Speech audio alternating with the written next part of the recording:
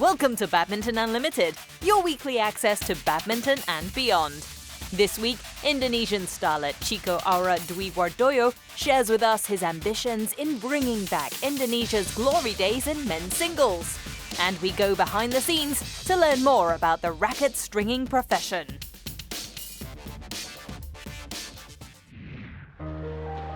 Indonesia's men's singles is making its way into the big league. For the first time since 2008, the Southeast Asian nation had two of its young guns squaring off in a BWF World Superseries final. With Jonathan Christie and Anthony Ginting jostling for top honors at the recent Victor Korea Open, it is evident that Indonesia has made progress in the men's solo event. This latest achievement has inspired many in the national team. Last year's BWF World Junior Championships silver medalist, Chico Aura Dwi Wardoyo, is one of Indonesia's brightest prospects in men's singles, and the teenager is hungry to test himself at the highest level. I dream of becoming an Olympic champion, a winner at the World Championships and at the All England. But before that, I have to take it step by step, working myself up from the international challenge and then to the Grand Prix goal, and then the World Superseries. Speaking to us from the country's training center in Jakarta, the 19-year-old right-hander shared with us how it all began for him. As a native of Papua, almost everyone around him was into football, but Chico had his head turned towards badminton by his father. By the time he was 15, Chico was whisked away to the country's capital, joining Exist Badminton Club, where he experienced the nation's lively club scene. Back then, Papa told me that if you play badminton, you risk fewer injuries than if you had played football. So he encouraged me to pick up the racket instead. In 2013, I was asked by a friend to try out the club scene in Jakarta. I had to discuss this with my parents, and both of them gave me their blessings. When I was at Exist, I needed to go through a selection trial before getting a spot. Jakarta is good as it has a competitive badminton environment, but in Papua, people enjoy their football more. It's definitely more intense in Jakarta when you compare the two places. Jadi di Jakarta lebih sengit gitu persaingannya daripada gitu. But moving far away from the comforts of home wasn't always going to be easy for any teenager. Fortunately for Chico, he had family around him in Jakarta. Pas pertama mau ninggalin. Initially, when I wanted to leave Papua, it was very difficult for me. I was still very young. I felt sad because I knew I was going to miss being around my parents. But when I arrived at Exist, I was fortunate to have an older sibling with me, so I was able to talk to somebody. After 2 to 3 months, I was all right. Udah biasa di sana. As soon as he settled down, Chico's talent began to blossom. The lanky teenager started making waves on the local circuit, and the national selectors were quick to spot him. To be part of the Indonesian national team was a proud moment, not only for him, but for Papua as well. Waktu itu saya ikut junior master. Back then, I competed in the Indonesian Junior Masters in 2015, and I won. I was then called up to the provisional national team squad in early 2016, in which I trained for 3 months. I took part in the Asian Junior Championships that year, while still with the provisional squad. As soon as I finished competing at the tournament, I was accepted into the senior national team. I feel proud because I'm the first from Papua to have made it this far and to compete for Indonesia.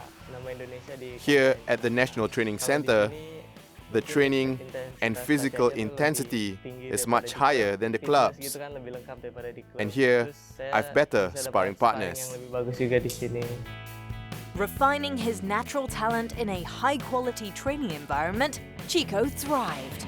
At last year's BWF World Junior Championships in Spain, he marched all the way to the boys' singles final and finished runner-up.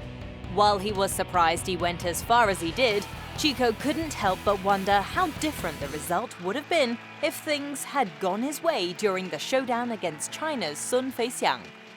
Kemarin di World Junior Championship itu saya kan. It was my first time competing at the World Juniors last year, so I didn't expect to go as far as the final.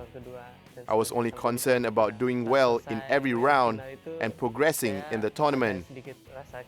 After the final, I had a tinge of regret. During the first game, we were tied at 19 all, but I just couldn't find the points to win it. If I had won that game, it may have fueled my belief to win the second game and the title. But I'm still proud of myself because it was unexpected. Tidak menyangka juga bisa sampai situ. This year, after celebrating his 19th birthday in June, Chico won't be returning to the tournament in Yogyakarta as he has moved on to find his place among the big boys on the senior circuit. The transition hasn't been easy, but the gritty youngster isn't afraid of the hard work. Bedanya main junior sama senior. There's a big difference when you compete on the junior level and the senior level. In the juniors, the age gap between us isn't that much.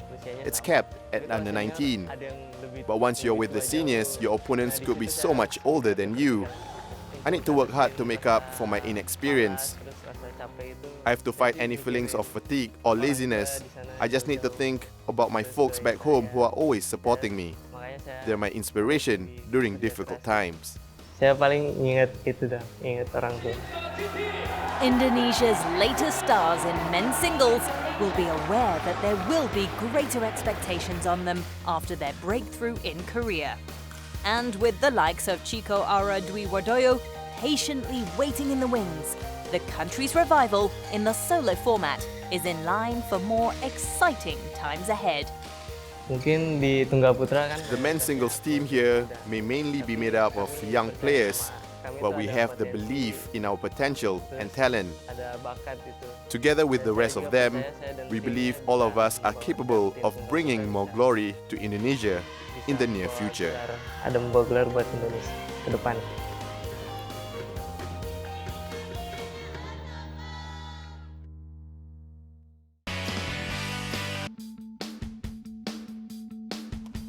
I started playing badminton when I was 7, and then when I was 9, I was the district champion, and then I was under 12 single double champion. I was much involved in badminton because I love badminton. Because I want to be somebody. I want to be somebody better than my parents, my father. My father used to play, and then he encouraged us to play badminton rather than any other sports. Then accidentally, my brothers all playing at the same time. So we are very lucky. We have 5 brothers playing badminton. I was the first Sidek brothers to win under 12 for 2 years, and then followed by my brother, elder brother, Miss Boon, and he won the under 18 MFSM. You know. So from there, my younger brothers, they cannot sit still. They want to be like us.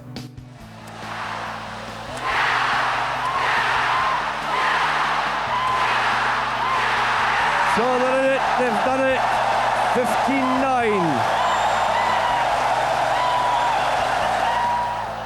And after 25 years, the Thomas Cup returns to Malaysia. Amid scenes of great national pride and great national joy. Important thing, everybody knows about the Sidek brothers. Everybody knows about the SOEs they are created by the Sidek brothers. And then everybody knows that the 1992 we won the Thomas Cup. We have 4 Sidek brothers there. And then we know that the Thomas Cup is a team event. And we are multiracial, you know. So people will remember in 1992. Hopefully my son will become somebody, follow the uncle's father footsteps, you know. Hopefully we can bring our Sidek family name stories again, you know. This is what we are, our intention, you know, that everybody knows about the seeded brothers.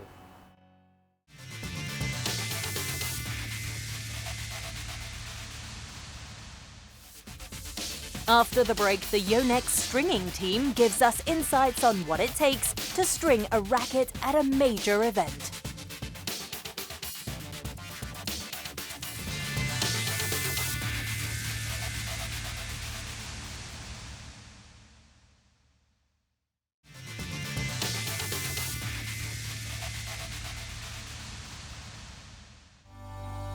With digital innovations, shuttle time is now more fun, engaging and accessible than ever. So get connected to BWF's Badminton Schools program. Find out more about BWF's grassroots initiatives on these platforms. Download the app, visit the website and get active on Facebook. Your gateway to shuttle time has never been so easy.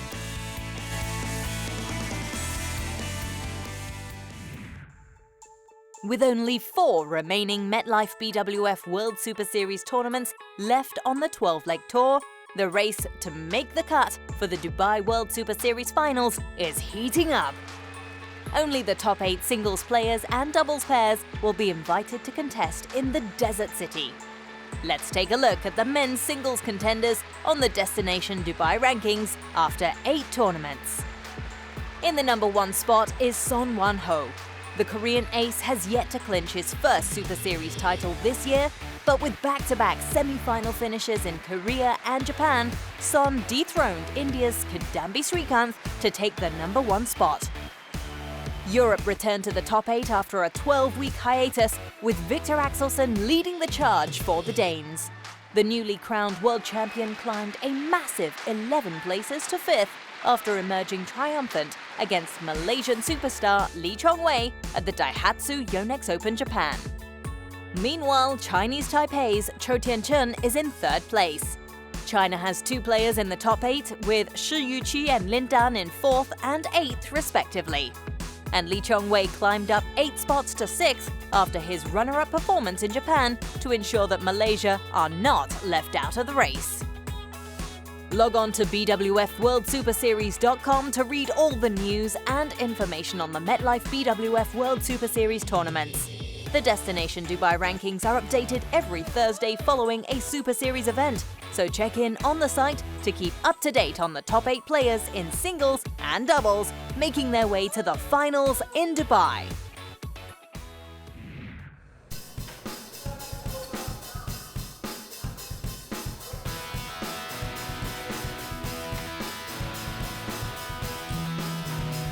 This is Mark Lawrence, one of the supervisors for the Yonex stringing team. Mark can be seen at most major tournaments and top events. Go to YouTube and search for Mark Lawrence Yonex stringing team, and you can catch the likes of Lin Dan, Peter Gader, and Taufik Hidayat paying tribute to him and his team. We caught up with Mark at the recent BWF World Championships in Glasgow, Scotland, to learn more about their trade. Players will bring the rackets to us. Generally they know what string and what tension they want, so they fill that in on a form. We put that on the racket, we cue the rackets up. So obviously once the stringer gets the racket, they know what string and what tension to do, so it goes put on the machine, and the process is, the racket's strung, then it goes out on the table and waits for the player to come and collect. The team here, we've got 4 UK-based stringers, 1 from Scotland, 3 from England. Got 1 guy from Portugal, 1 guy from China, 1 guy from Taiwan, 1 guy from Germany, and we've got a guy from France who's coming in to do the end of the tournament because a couple of the other guys are going back home. That's a team of around 8 stringers for a major tournament. On a busy day, each stringer will finish about 25 rackets. That's roughly 2.5 rackets strung in an hour. And according to Mark, the average string tension for advanced and club players is at the 20 to 25 pound mark. But for professional players, that number goes up. These events, the tensions are quite a bit higher than you would expect to see with a normal player at a club or at a sports centre. For these kind of guys, average would be around about 30 pounds, which is really is quite high. Probably the maximum will be about 35, 36. But like I say, these guys have their rackets strung pretty much every week, and they don't have to pay quite as much as the public do, so it doesn't matter quite so much to them if they snap a few more strings than the average person does. Since the professional players are sponsored, snapped strings and broken rackets won't burn a hole in their pockets. But for the average player, that could come up to quite a bit of money. We also had to ask, are there any differences between stringing badminton and, say, tennis rackets? Generally, badminton players aren't too fussy. Tennis players are a lot more so. I've done some tennis events and they're very specific about what they want and when they want it strung and all the rest of it. We have got one or two that just need to have the logo put on the right way, need to have a little bit of extra tension at the top or at the bottom of the racket. Some of the Malaysians actually like the heads to be stretched slightly. It's not what we recommend, but it's what they want. So, but by and large, badminton players are relatively easygoing. And finally, we asked Mark, why stringing badminton rackets as a career? Well, I've been a badminton player all my life, and when the opportunity came to work and to help, with the Onyx and with their stringing service, it means you get to watch some of the top class players. You get to know them. I wouldn't say we're best pals with the players, but we get to know them.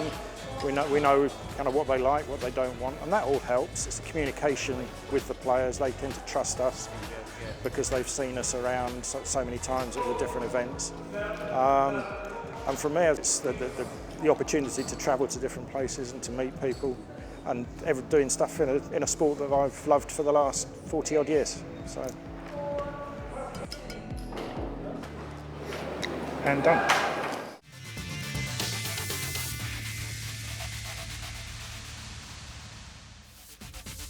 After the break, Badminton Scotland tells us how the legacy programme is keeping the passion of badminton alive in the country.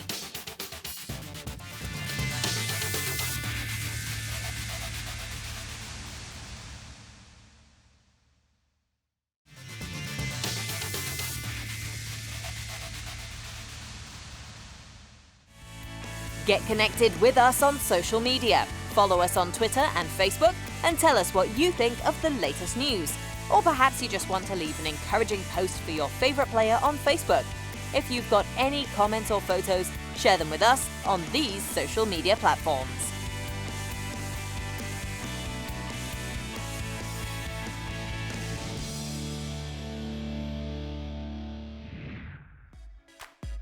For any country, it's always an honour to host a major sporting event. However, it's not just about the prestige of staging a world event, it's also about finding the next big star and keeping the legacy of the sport alive. We had the Olympics in 2012 in London. They were a fantastic success. But there's now people saying, well, where's the legacy? Where's the participation legacy?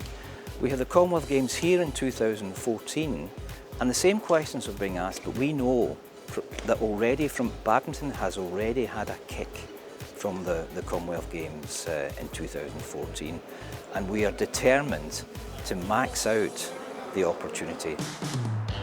When Badminton Scotland was handed the privilege of hosting the 2017 Total BWF World Championships, the governing body hoped that the premier badminton event would ignite the passion for the sport among the Scots and inspire the next batch of shuttlers in becoming the country's future pride and joy. In 1997, when we staged the first World Championships, a young Susan Eaglestar came along to watch for the very first time. She was so inspired that she decided there and then that she wanted to play badminton. At that same event, a young Imogen Bankier came along to watch for the very first time. Susan went on to win a Commonwealth Games medals, and Imogen Bankier went on to win a mixed doubles silver medal at the 2011 World Championships. And we have our own Kirsty Gilmer. She's a European silver medalist and a Commonwealth Games silver medalist. So I am confident that at this event we will find 2 or 3 new future stars.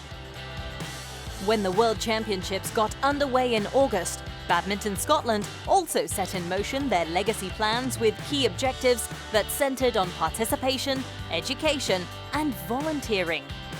Built around the championships was the Shuttle Time Big Hit Festivals, in which introductory badminton sessions for children were held in tandem with the world competition. We've tried to keep it as badminton-y as possible, but we've tried to get as many kids on court doing badminton. So most of the time we've got 30 kids on court, and we've tried to isolate certain skills within badminton that they would need to work on, so such as throwing, catching, hitting, movement, all those different aspects of badminton we've incorporated into the Big Hit Festivals. With the ambitious target of having 30,000 more school children interested and playing badminton by 2020, Badminton Scotland's legacy and development programme goes beyond just encouraging the youngsters to play the game. The legacy programme was developed kind of last year, looking to get higher participation in younger kids, also in active adults, and also kind of helping produce more education resources for teachers, which kind of links in to the Big Hit, as well as getting young volunteers and more disability volunteers involved within these major events and involved within volunteering across the countries. One of the aims of the World Championships legacy plans was to mentor young sports leaders. During the Big Hit, older students between the age of 15 to 18 years old were trained on how to engage young school children in the sport and how to lead and organise similar events back home.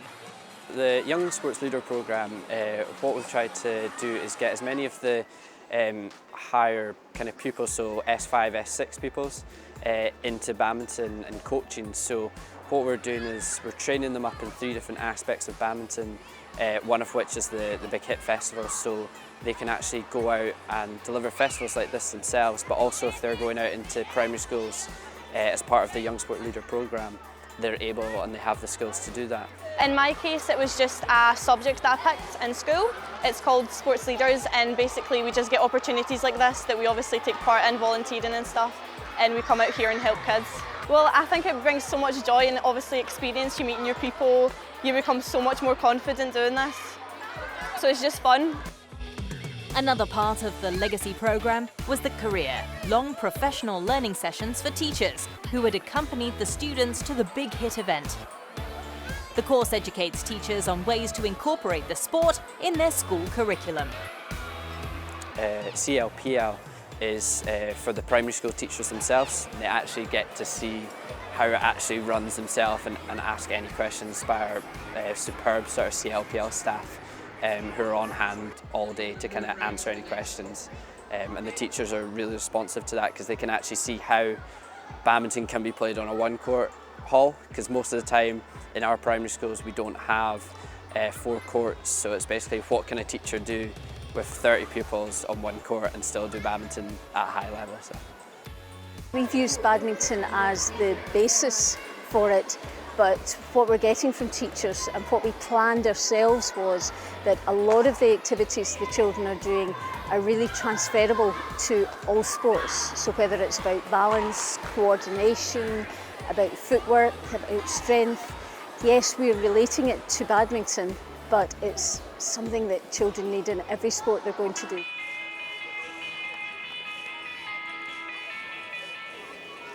We all know the reality with kids these days. You're fighting to get them off their Xbox, to get them off their iPad. We've also got the Andy Murray factor here. We all love you, Andy, but you're stealing our kids. We want them to get the badminton bug, and everyone who's played badminton knows there is no cure for the badminton bug. Once you've got it for life. So that's what we want to give these kids. Badminton may not be the #1 sport in Scotland, but the enthusiasm for the racket sport in the country is second to none. And the people behind the team are driven in ensuring that that passion will leave a lasting legacy.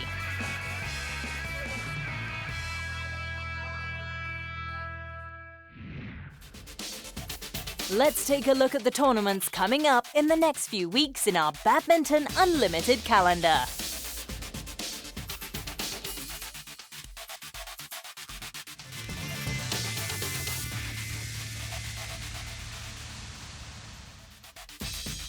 Next week, we have an exclusive with the man of the moment in men's singles, the Danish dynamo, Victor Axelsen. See you next week.